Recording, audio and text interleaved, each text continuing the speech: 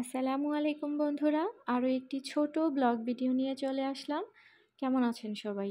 আলহামদুলিল্লাহ, আমি ভালো আছি। দেখতে পাচ্ছেন আমি সবজি রুটি ভেজে নিচ্ছি। যারা অনেক আগে থেকে আমার ভিডিও দেখেন তারা নিশ্চয়ই বুঝে গেছেন যে এই সবজি রুটি আমি কার জন্য বানিয়েছি। হ্যাঁ, আমার মেয়ে নুসাইবা।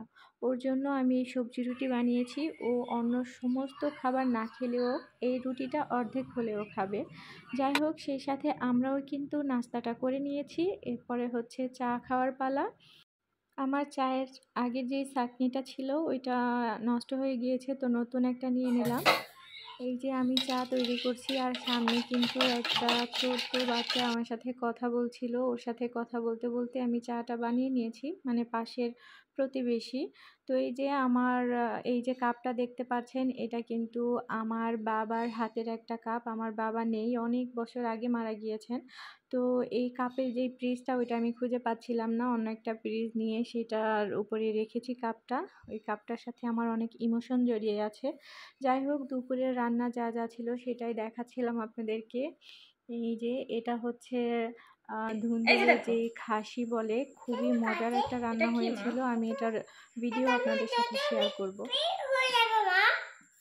না মা, রক্ত বের হয়ে যাবে না। দেখি তো কেমন হয়। নসাইবা, ওই কি রে, ওই কি রে, ওই কি রে,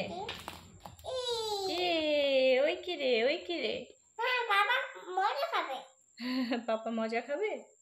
বলো মা, ওই কি রে, ওই কি রে। বাবা খাবে না। তোমার পাপা ললিপপ খাবে? বাবা বাবা বাবা বাবা পিছে বাবা তরমুজ খাবে মা। ও, তরমুজ খাবে? আচ্ছা, তুমি বলো তো বাবা, ওই কি রে, ওই কি রে, মধু মধু। বাবা বাবা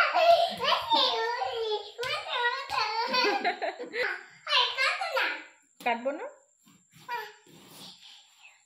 সরো, তুমি সরো, তুমি সরো, কিচ্ছু হবে না বাবা। আল্লাহ ভরসা, আল্লাহ ভরসা, আল্লাহ ভরসা। তো যাই হোক, এটা ছিল রাতের একটা ক্লিপ, প্রায় 10টা 10:30টার দিকে। নুসাইবার সাথে দুষ্টুমি করছিলাম, ভাইরাল সেই ওই কিরে বিষয়টা নিয়ে। ও কিন্তু এমনিতে খুব বলে, সারাদিন বলতে থাকে, বাট আমি যখন ভিডিও করছিলাম তখন বলছিল না।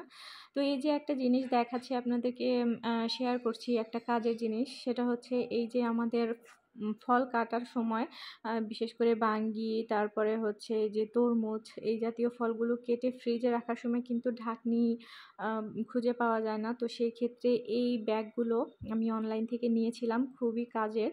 আসলে ভালো মতো ঢেকে রাখা যায়।